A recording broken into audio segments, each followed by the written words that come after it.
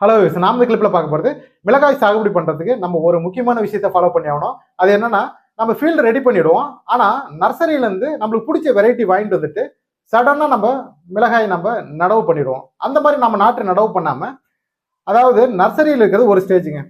அதுக்கப்புறமா மெயின் ஃபீல்டுக்கு வரது ஒரு ஸ்டேஜ். இந்த 2 ஸ்டேஜுக்கு நடுவில் இருக்கிறதாங்க ஹார்டனிங் ஸ்டேஜ். இந்த ஸ்டேஜ் வந்து விவசாயிகள் நிறைய ஃபாலோ பண்ண மாட்டாங்க.